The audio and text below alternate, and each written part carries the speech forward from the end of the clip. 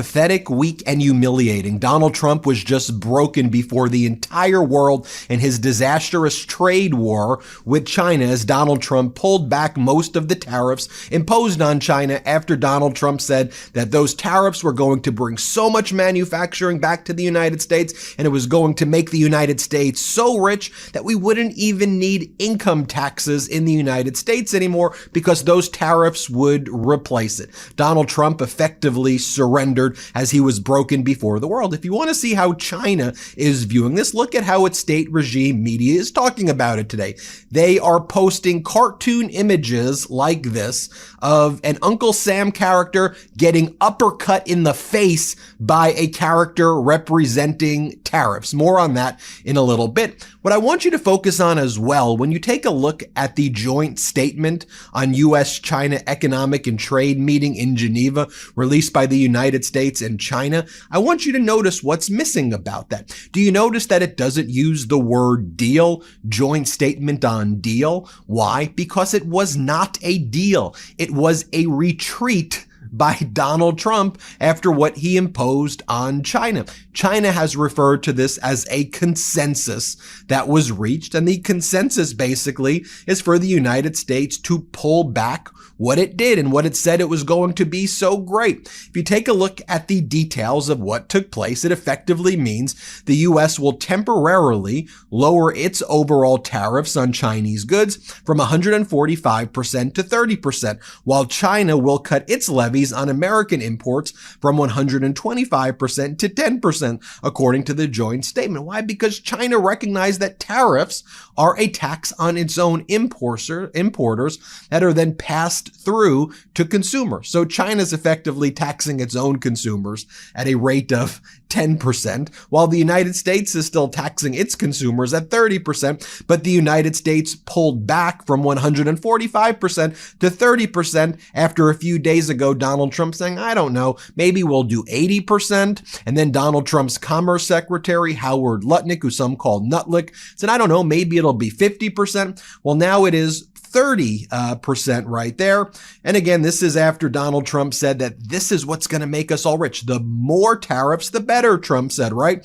And he said the fact that ships aren't coming into our ports, which we were warning about in the United States, right? We had Governor Gavin Newsom show up and say, the ships aren't coming to Oakland. The ships aren't coming to Long Beach, which is in Los Angeles. We also know the ships weren't coming to Seattle. But Trump said that was a great thing. So I guess that's not a great thing after all right there. And the markets seem to think that Trump's tariff war against the world is not a great thing because the markets are reacting very positively to Donald Trump's retreat right now. You want to see how it's being reported in financial papers? Barron's, the financial magazine, says the following. Trump blinked big time on China trade, taking the worst case off the table. The Trump administration has blinked big time. And if you're saying, well, what did Donald Trump get in return? Absolutely nothing. If you take Donald Trump's own words, he says that China said maybe it's going to try to maybe stop sending more fentanyl. I take them at their word, he said. I take them at their word that this may stop some of the fentanyl coming into the United States. You take them at their word? That's what you extracted from this? Take a look at how Bloomberg is characterizing this. Xi Jinping's defiance pays off as Trump meets most Chinese trade demands. After 2 days of talks in Switzerland, the U.S. and China announced de-escalation. The deal met nearly all of Beijing's core demands, including the suspension of the elevated reciprocal tariff, the establishment of a point person for talks, and agreements on fentanyl and tariffs. The reduction in tariffs is seen as a positive development in China, with the potential to boost its economy and make it easier to hit a growth target of about 5% this year, although some caution remains. And it goes and talks about here in this article how China basically got everything it wants. And so I ask you, what was the whole point of what Donald Trump's been doing if he was just going to withdraw it anyway after telling us all how great it was going to be, and America gets what? Nothing in return. There's no actual deal here, so stop calling it a deal. It's a consensus for the United States to retreat and for future discussions to happen in the future. That's what happened, and it showed the world how unstable the United States is, and frankly and this is a horrible thing to say as an American, but I don't know, but I have to be objective in my reporting. It made China look like the adult in the room and the mature one in the room, while Trump looked like a little petulant baby, and shows the US market as being not stable. That's not a good thing right now. And it also shows you can take Donald Trump. Well, we do this before, but it certainly is reflective again of you can't take Donald Trump seriously on anything he says. He'll impose something for 30 days, the pressure rises, and then he retreats. That's his pattern over and over again. And the rest of the world has taken notice. He's a paper tiger, is the nicest thing you could possibly say about him. Charles Gasparino, a business reporter for Fox, says the following: Trump raised tariffs on the world, the markets, particularly the bond market, which needs to finance our debt, rebelled. Trump was then forced to back off. End of story. Film at 11 of president trying to spin this as a victory. Okay, sorry, I couldn't help myself. But what we have seen is a little lesson in how markets exert their power. How, when you have to depend on them, as we still do, and remember, it's really the budget deficit that's causing the trade deficit, and we need the budget deficit to maintain our standard of living, you can't go to a trade war with the world without bad stuff happening. Now I'll show you right here. This is by Donald Trump's own admission, kind of sheepishly, being asked at a press conference earlier, what did you get out of this? Like, so what's the United States getting? Because there was more trade, better trade before January 20th. So we're in a slightly worse position now than January 20th. That's supposed to be the victory in terms of the bilateral relationship. As a country, we're in a far worse situation as we've had a first quarter GDP contraction, many small businesses and medium-sized businesses suffering. American people are suffering. Donald Trump says, yeah, maybe they'll stop the fentanyl. I'll play this clip. But so that's a very important subject to me, because everybody in this room has lost friends or people that have family members that have died of fentanyl. So there's a big incentive for China to stop, and I take them at their word. They're going to work on that, I think, very hard. So you ever wake up and feel like your body just hit the snooze button on life? Yeah, same. Honestly, aging sneaks up on you in some wild ways. Whether it's a night out or a good workout, I just don't bounce back the way that I used to. One day you're full of energy, the next you're Googling how to stretch without pulling a muscle. I believe one of the best aging breakthroughs of the last decade is Qualia Senolytic, and here's why. It's designed to help your body naturally eliminate something called senescent cells, also known as zombie cells. These are the ones that just hang around after they've stopped doing their job, draining your energy and making you feel, well, old. Think joint discomfort, sluggish recovery, low energy, the whole deal. Qualia Senolytic is a groundbreaking supplement made with 9 plant-based nutrients, and you only take it 2 days a month. That's it. Since I started taking it, I felt more energized, quicker to recover from workouts, and honestly, just more like me again. Plus, Qualia's breakthrough formulation is vegan, non-GMO, and tested by leading scientists. Experience the science of feeling younger. Go to qualialife.com/Meidas for up to 50% off your purchase and use code Meidas for an additional 15%. That's QUALIA life.com/Meidas, MEIDAS, for that extra 15% off. Your older self will thank you. And thanks to Qualia for sponsoring this episode.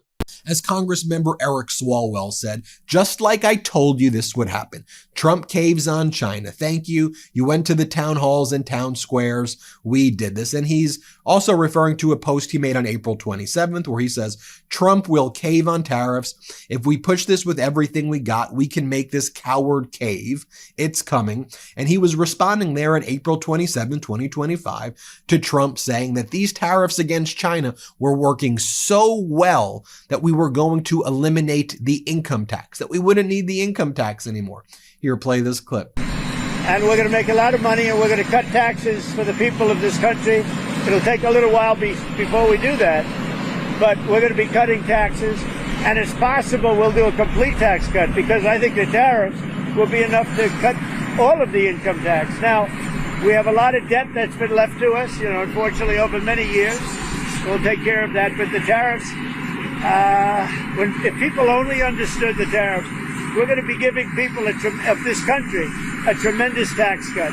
And we're going to start with people making less than $200,000 a year. So here's what we posted on the MeidasTouch network. U.S.-China agreed to a 90-day pause on new tariffs after shipping to U.S. ports plummeted. U.S. tariffs on Chinese imports will be cut from 145% to 30%. Chinese tariffs on U.S. imports will be cut from 125% to 10%. If tariffs are supposed to result in massive job growth and make U.S. rich, then why are we lowering them? Then we showed the cycle of Trump and MAGA people. Trump goes, I'm adding tariffs. MAGA people, this will create jobs. Trump, I'm removing tariffs. Art of the deal, says his MAGA cult. Trump, I'm adding the tariffs again. Trump people, this will create jobs. I'm removing the tariffs. Trump people, art of the deal. As Justin Wolfers, economist at University of Michigan, says, there are two ways to frame this news. U.S. trade policy and our macroeconomic prospects are much better today than they were yesterday. And two, U.S. trade policy and our macroeconomic prospects are much worse today than on Inauguration Day. Both are still true. This is how they're talking about this in China Daily, the main Chinese state regime media. I just want you to see how they're framing this there. As a major power in the world, the U.S. should act as such in a responsible way. However, the frequent backsliding and wanton changes in trade rules of the government have damaged the country's credibility of itself. The U.S. has become an unreliable and fickle player in global economic governance, with its strategic credibility and international status being continuously eroded by its short-sighted behavior. The U.S. is trying to curb China's economic development through high tariffs, but the reality is quite the opposite. The global supply chain has formed an intricate network, and China has cultivated irreplaceable advantages in basic manufacturing, support industries, and labor. The high tariff hit China, which in turn will seriously damage its own economic interests. China will not succumb to any form of economic coercion and will resolutely defend its legitimate rights and interests and national security through corresponding countermeasures in accordance with relevant laws and regulations and the basic principles of international law, it goes on to say. So you see what the position of China is right there. And then while I'm on the topic, I do want to show you this as well, because you can go through deal by deal here with Donald Trump, and we can call this out. I think Justin Wolfers, economist at University of Michigan, does a very good job right here doing that. Here he talks about how really when you talk about the quote unquote deal between the United States and the United Kingdom, it's just a phony thing. Here, play this clip. Let me characterize the whole deal for you. It's 10%. I want you to write that in big font on a big piece of paper, 10%, and there's a little asterisk next to it. The 10% matters because it basically said Trump walked in and he said, I am imposing a 10% tariff on Americans who buy goods from Britain no matter what. And then he said there's an asterisk up here which says, now let's start making a deal. And the making a deal was a promise to have further chats about further conversations, which actually gets very close to nothing done. It was basically collusion between the British Prime Minister and the American President to go out and each lie to their respective populations to pretend each had gotten something done with the other. The reality is this deal does nothing except actually cement in place higher tariffs, to be clear, taxes on Americans who buy goods from the United Kingdom, with a carve-out for Rolls-Royces. And here, Professor Wolfers talks about how the economics of the special tariff carve-out for British-made luxury vehicles really reveals Donald Trump's true intentions here, which is to basically help luxury brands that he likes, I guess, while manipulating the markets. Here, play this clip right here. And what's amazing is the president actually said, well, we've got to give them a break on the Rolls Royces because they're a beautifully made, handcrafted car. The whole point of the tariffs is to bring production to America. I get British craftsmanship, but if the president doesn't think we're capable of learning how to stretch leather over a car seat, we have tariffs on bananas. No American worker is ever going to learn how to grow bananas. We have tariffs on vanilla. We can't grow vanilla. We have tariffs on diamonds. We can't mine diamonds. But we did decide that the one thing we definitely can't do is Rolls Royces, so we should have a special carve-out. Well, there you have it, folks. Let me know what you think. Hit subscribe. Let's get to 5 million subscribers, and thank you for watching. Can't get enough Meidas? Check out the Meidas Plus Substack for ad-free articles, reports, podcasts, daily recaps from Ron Filipkowski, and more. Sign up for free now at MeidasPlus.com.